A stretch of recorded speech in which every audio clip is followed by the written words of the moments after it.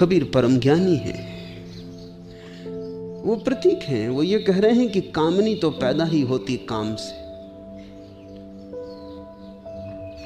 तुम्हारा काम ही किसी स्त्री को खूंटी बना लेता है, और जब तुम्हारे काम की ऊर्जा किसी स्त्री पर खूंटी की तरह टंग जाती है, तब अचानक तुम पाते हो इस स्त्री से सुंदर स्त्री जगत में दूसरी नहीं। कल तक भी यही स्त्री थी, अनेक बार रास्ते पर तुमने इसे देखा था, तुम्हारे भीतर कोई भनक भी ना पड़ी थी। ये स्त्री बहुत बार निकली थी, तुम्हारा ध्यान भी आकर्षित ना हुआ था। एक हवा का छोटा सा झोंका भी इस स्त्री की तरफ से तुम्हारी तरफ न बहा था। आज अचानक क्या हो गया कि ये स्त्री परम सुंदर हो गई, और दूसरे अब भी हंस रहे होंगे कि तुम किस स्त्री के चक्कर में पड़ गए हो, कुछ भी वहां नहीं रखा है। मजनू को उसके नगर के राजा ने बुलाकर कहा था कि तू बिल्कुल पागल है, लैला कुरूप है। लैला सच में काली कलूटी थी, तू बिल्कुल पागल हो गया। नाहक चिल्लाता फिरता है लैला लैला। राजा को भी दया आ गई थी, तो उसने महल की 12 सुंदर युवतियां सामने खड़ी करवा दी, और उसने कहा तू कोई भी चुन ले। महल की सुंदरियां थी, निश्चित सुंदर थी, लेकिन मजनू ने आंख उठा के भी न देखा। उसने कहा मुझे सिवाय लैला के और कोई दिखाई ही नहीं पड़ता। और आप शायद ठीक कहते होंगे कि आपको लैला काली कलूटी दिखाई पड़ती। असल में मजनू ने बड़े सार की बात कही कि लैला को देखना हो तो मजनू की आंख चाहिए। जब तुम काम की आंख से किसी स्त्री की तरफ देखते हो, तब अपूर्व सौंदर्य की वर्षा हो जाती है। तब तुम्हें कुछ दिखाई पड़ने लगता है जो वहां नहीं है। यही संसार है। तब तुम्हें वहां कुछ दिखाई पड़ने लगता है जो वहां कभी भी नहीं था। तुमने ही डाल दिया, तुम्हारे काम ने ही कामनी को निर्मित कर लिया। जब तुम सोने पर नजर डालते हो तो सोने में क्या है, क्या हो सकता है? ऐसी जातियां हैं जिनमें सोने का कोई मूल्य नहीं रहा है। आदिम जातियां हैं कुछ, अभी भी अफ्रीका के कुछ कबीले हैं जिनमें सोने का कोई मूल्य नहीं। सोने की डिग्री पड़ी रहे, उस कबीले को कुछ नहीं दिखाई पड़ता, कोई मूल्य ही नहीं है, तो बात खत्म हो गई। मूल्य तो हम डालते हैं, लेकिन तुम्हें सोना दिखाई पड़ जाए तो प्राणों की बाजी लगा दोगे। कुछ सोने में है या तुम्हारा लोभ खूंटी बनाता है? लोभ से सोना निर्मित होता है, सोने से लोभ नहीं। काम से कामनी निर्मित होती है, कामनी से काम नहीं। उल्टे मत चलना, नहीं तो भटक जाओगे। बहुत भटक गए हैं, इसलिए बार बार इसको दोहराता हूं। बहुत हैं जो स्त्रियों को छोड़ के भाग रहे हैं, बेचारी स्त्री का कोई कसूर नहीं। बहुत हैं जो सोने को छोड़ के भाग रहे हैं, सोने ने किसी का कभी कुछ बिगाड़ा नहीं। सोना बिगाड़ेगा भी क्या? सोने की सामर्थ्य क्या है? और जो बात स्त्री के संबंध में लागू है वही पुरुष के संबंध में लागू है। स्त्री की काम वासना ही पुरुष को पुरुषोत्तम बना लेती। जैसे ही स्त्री की काम वासना किसी पुरुष के आसपास खड़ी होती, रूपांतरण हो जाता है। अब उसका सपना है वहां, इसलिए बड़ी कठिनाई होती जीवन में। तुम अपना सपना एक स्त्री पर ढाल देते हो, स्त्री अपना सपना तुम पर ढाल देती। न तुम उसके सपने हो, न वो तुम्हारा सपना है। अड़चन आएगी, क्योंकि तुम अपेक्षा करोगे कि वो तुम्हारा सपना पूरा करे, वो अपेक्षा करेगी कि तुम उसका सपना पूरा करो। और जल्दी ही असलियत जाहिर होनी शुरू हो जाएगी, क्योंकि असलियत किसी का सपना नहीं मानती। असलियत को तुम्हारे सपने से लेना देना क्या है? तुम जब किसी स्त्री के प्रेम में पड़ते हो तो तुम कहते हो स्वर्ण काया, सोने की देह, स्वर्ग की सुगंध। तुम्हारे कहने से कुछ फर्क ना पड़ेगा। गर्मी के दिन करीब आ रहे हैं, पसीना बहेगा, स्त्री के शरीर से भी दुर्गंध उठेगी।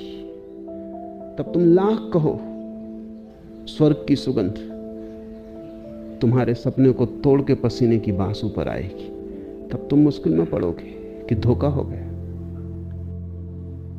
और शायद तुम ये कहोगे इस स्त्री ने धोखा दे दिया, क्योंकि मन हमेशा दूसरे पर दायित्व डालता है।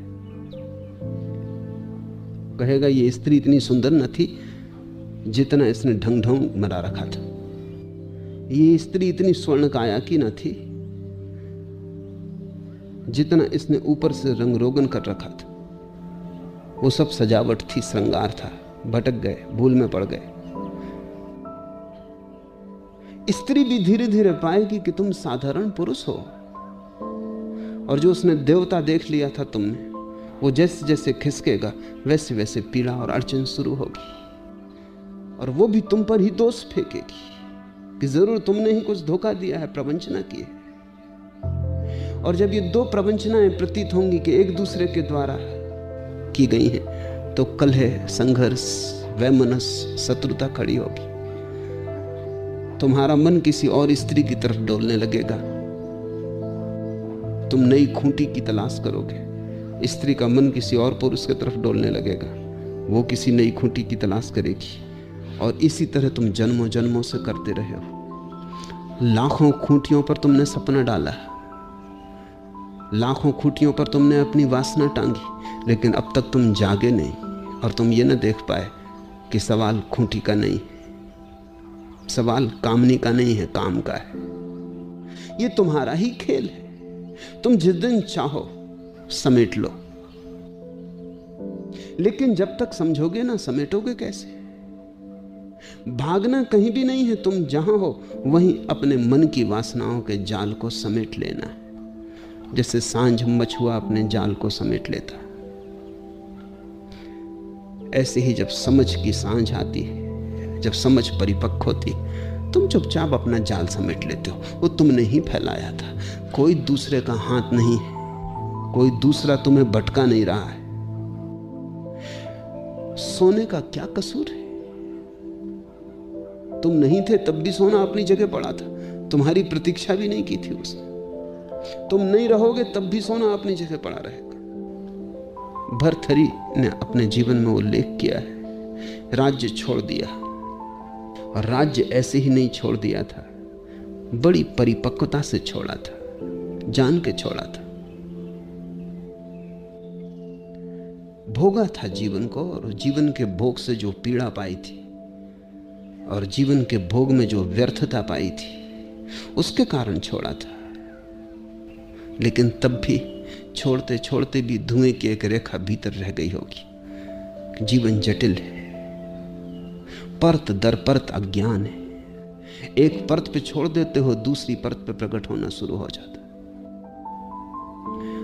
सब छोड़कर जंगल में संन्यास्त होकर भर्तृहरि बैठे, अपनी गुफा में बैठे। एक पक्षी गीत गुनगुनाया, आंख खुल गई। पक्षी को तो देखा ही देखा, राह पर पड़ा एक चमकदार हीरा दिखाई पड़ा। अनजाने कोने से, अचेतन की किसी पर्स से जरा सा लोभ सरक गया, जरा सा हल्का झोंका, पता भी न चले। भर्तृहरि को ही पता चल सकता है, जो कि बड़े जीवन को समझ के बाहर आया था। जरा सी कंपन हो गया, लो हिल गई भीतर, उठा लूं। फिर थोड़ी हंसी भी आई, इससे भी बड़े बड़े हीरे जवाहरात छोड़कर आया, और अभी भी उठाने का मन बना। बहुत कुछ था, बड़ा साम्राज्य था, ये हीरा कुछ भी नहीं है। ऐसे बहुत हीरों के ढेर थे, वो सब छोड़ आया, और आज अचानक इस साधारण से हीरे को राह पर पड़ा देखकर मन में ये बात उठाई, खूंटियां छोड़ने से लोभ नहीं छूटता, महल छोड़ देने से भी लोभ नहीं छूटता, धन के अंबार त्याग देने से भी त्याग नहीं हो जाता, क्योंकि भीतर। मगर भर्तृहरि बड़ा सचेत, जागरूक व्यक्तित्व है। पहचान लिया, पकड़ लिया, होश में आ गया कि नहीं, ये बात क्या हुई। और जब ये मन में मंथन चलता था, ये जब मन का विश्लेषण चलता था कि लोभ कहां से उठाया, क्षण भर पहले नहीं था, आंख बंद थी, ध्यान में लीन था। कहां से, किस परत से? और बाहर से तो नहीं आया, कोई हीरा तो नहीं भेज रहा है ये लोभ। इस विश्लेषण में लगे थे, तभी देखा कि दो घुड़सवार दोनों तरफ से राह पर आ गए और दोनों की नजर एक साथ हीरे पे पड़ गई। दोनों की तलवारें बाहर निकल आईं। दोनों सैनिक राजपूत हैं। दोनों ने अपनी तलवारें हीरे के पास टेक दी और कहा कि पहले नजर मेरी पड़ी। दूसरे ने कहा तुम गलती में हो, नजर पहले मेरी पड़ी और अब निर्णय सिवाय तलवार के और कोई नहीं, कोई और निर्णायक हो नहीं सकता। दोनों को पता भी नहीं कि एक तीसरा व्यक्ति भी छिपा गुहा में बैठा है जो देख रहा है। तलवारें चल गईं। क्षण भर पहले दोनों जीवित थे, क्षण भर बाद दोनों की लाशें पड़ी थी। हीरा अब भी अपनी जगह था, न रोया न पछताया, न चिंतित न बेचैन, जैसे कुछ हुआ ही नहीं। हीरे को क्या हुआ? लेकिन भर्तृहरि को बड़ा बोध जागा। हीरा अपनी जगह ही पड़ा रहेगा, हम आएंगे और चले जाएंगे, हम चलेंगे संसार में और विदा हो जाएंगे। हीरे हमारे लिए पछताएंगे न विदा देते समय एक आंसू उनकी आंखों में झलकेगा, न हमें देखकर वे प्रसन्न। सब अपना ही मन का खेल है, हम ही टांग लेते। देखकर ये घटना भर्तृहरि ने फिर आंख बंद कर ली और इस घटना ने भर्तृहरि को बड़ा बोध दिया। सब पड़ा रह जाएगा, न तुम लेकर आते हो न तुम लेकर जाते हो, लेकिन घड़ी भर को बड़े सपने संजो लेते हो, बड़े इंद्रधनुष फैला लेते हो। मन संसार है, काम कामनी का निर्माता है, सृष्टा है, लोभ स्वर्ण का जन्मदाता है। अब हम इन सूत्रों में प्रवेश करें। बड़े बारीक बातें हैं और बड़े सरल शब्दों में कही गई। शब्द इतने सरल हैं कि लगेगा समझाने जैसा क्या है, और इन सरल शब्दों में इतना भरा है कि समझाए समझाए भी समझाया नहीं जा सकता। तुम समझते रहो, मैं समझाता रहूं, कोई अंत ना है। ज्ञानियों के शब्द सदा ही सरल होते, सिर्फ अज्ञानी पंडितों के शब्द कठिन होते। पंडित कठिनाई से जीता है, कठिनाई पर ही उसका धंधा है। वो जितना कठिन बना लेता है चीजों को, उतना ही लोगों में भ्रांति फैलती है कि बड़े रहस्य की बात है। अगर चीजें बिल्कुल सरल करके पंडित कह दे तो पंडित की कौन पूजा करे? वो जटिल बनाता है, वो उलझाता है, वो गोल गोल रास्तों से चलता है, वो बड़े कठिन शब्दों का प्रयोग करता है, वो बड़े पारिभाषिक तर्कों का जाल बुनता है, वो ऐसा धुआं खड़ा कर देता है चारों तरफ कि कुछ दिखाई ना पड़े। सिर्फ इतना ही समझ में आया कि पंडित कोई बड़ा महान कार्य कर रहा है। ज्ञानी सदा सरल होते हैं, शब्द उनके सीधे होते हैं, गोल गोल नहीं, सीधे हृदय पर चोट करते हैं। उनका तीर सीधा है, और इसलिए कई बार ऐसा होता है कि लोग पंडितों के जाल में पड़ जाते हैं और ज्ञानियों से वंचित रह जाते हैं, क्योंकि लोगों को लगता है इतनी सरल बात है, इसमें है ही क्या समझने जैसा। ध्यान रखना, जहां सरल हो वहीं समझने जैसा है, और जहां कठिन हो वहां सब कचरा है। वो कठिनाई इसलिए पैदा की गई ताकि कचरा दिखाई ना पड़े। तुम डॉक्टर के पास जाते हो तो डॉक्टर इस ढंग से लिखता है कि तुम्हारी समझ में ना आए कि क्या लिखा है। मुल्ला नसरुद्दीन ने तय कर लिया कि अपने लड़के को डॉक्टर बनाना। तो मैंने पूछा आखिर कारण क्या? उसने कहा आधा तो ये अभी से, क्या लिखता है कुछ पता ही नहीं चलता।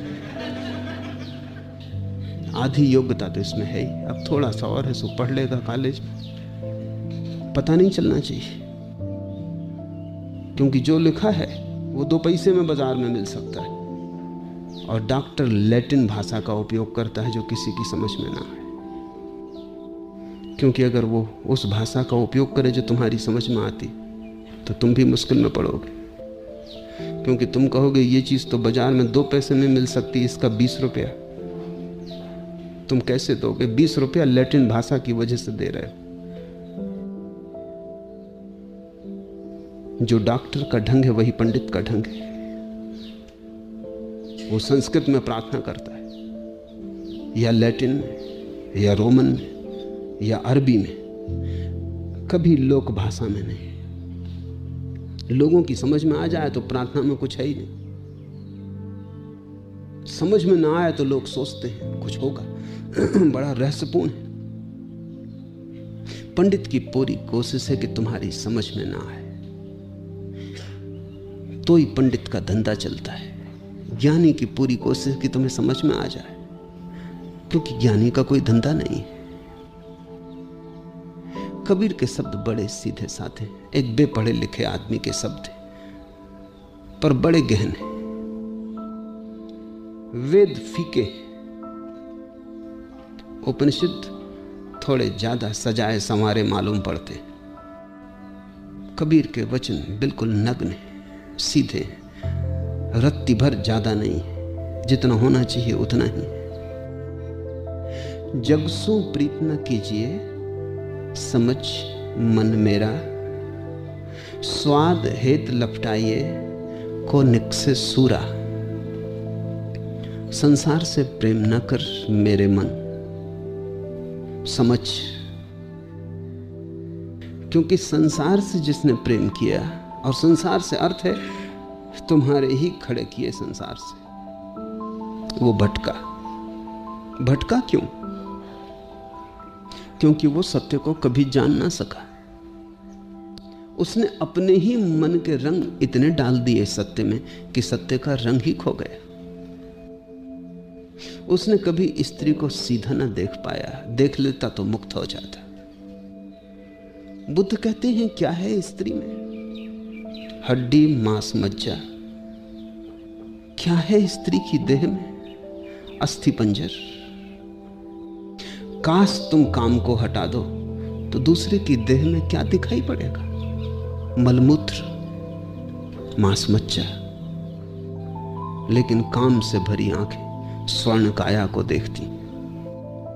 काम से भरी आंखें जो है उसे देखती ही नहीं। ऐसा हुआ कि बुद्ध एक वृक्ष के नीचे एक पूर्णिमा की रात ध्यान करते। शहर से कुछ युवक एक वेश्या को लेकर जंगल में आ गए। नशे में धुत उन्होंने वेश्या को नग्न कर दिया है। वो हंसी मजाक कर रहे हैं, वो अपनी क्रीड़ा में लीन है। उनको बेहोश देखकर, शराब में धुत देखकर वेश्या भाग निकली। थोड़ी देर बाद जब उन्हें होश आया और देखा कि वेश्या तो जा चुकी है, तो वो उसे खोजने निकले। कोई और तो न मिला। राह के किनारे वृक्ष के नीचे बुद्ध मिल गए। तो उन्होंने पूछा कि भिक्षु, यहां से तुमने एक बहुत सुंदर स्त्री को नग्न जाते देखा? बुद्ध ने कहा कोई यहां से गया। कहना मुश्किल है कि स्त्री है या पुरुष, क्योंकि वो भेद तभी तक था जब अपनी कामना थी। अब कौन भेद करता? किसको लेना देना? क्या पड़ी? कोई गया जरूर। तय करना मुश्किल है कि स्त्री थी या पुरुष था। और तुम कहते हो सुंदर, तुम और कठिन सवाल उठाते हो। सुंदर असुंदर भी गया, वो अपने ही मन का खेल था। हाँ, एक अस्थि पंजर मांस मज्जा से भरा गुजरा है जरूर। कहाँ गया ये कहना मुश्किल, क्योंकि मैं आंखों को भीतर ले जाने में लगा हूं। बाहर कौन कहां जा रहा है ये देखता रहूं तो भीतर कैसे जाऊं? तुम मुझे क्षमा करो, तुम किसी और को खोजो, वो तुम्हें ठीक ठीक पता दे सकेगा। मैं अपना पता खोज रहा हूं, दूसरों के पते की मुझे कोई चिंता ना रही। काश काम के बिना तुम स्त्री को देखो या पुरुष को देखो तो क्या पाओगे वहां? शरीर में तो कुछ भी नहीं, और अगर कुछ है तो वो अशरीरी है।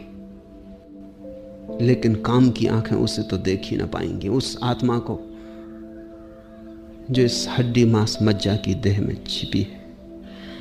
उस चैतन्य को, उस ज्योति को तो काम से भरी आंखें देख ही ना पाएंगी। तुम देह पर ही भटक रहोगे। जब काम गिर जाता है, शरीर नाकुच हो जाता है। मिट्टी से उठा, मिट्टी में वापस लौट जाएगा। लेकिन जैसे ही शरीर नाकुच हुआ, वैसे ही शरीर के भीतर जो छिपा है उसकी पहली झलक मिलनी शुरू हो जाती। तब न तो तुम स्त्री को पाते हो न पुरुष को, तुम सब जगह परमात्मा को पाते हो। जगसु प्रीत न कीजिए, इसलिए काम की आंख से मत देखो। जो जग तुमने अपने चारों तरफ धारणाओं का, दृष्टियों का बना रखा है, वासनाओं का, तृष्णाओं का, उससे मत देखो। जगसु प्रीत न कीजिए, समझ मन मेरा, मेरे मन समझ ना समझी काफी हो चुकी। स्वाद हेत लपटाइए को निकसे सूरा, लेकिन मन सदा कहता है कि बड़ा स्वाद है। समझ से मन बचना चाहता है, क्योंकि डर लगता है कि समझ कहीं स्वाद न छीन ले।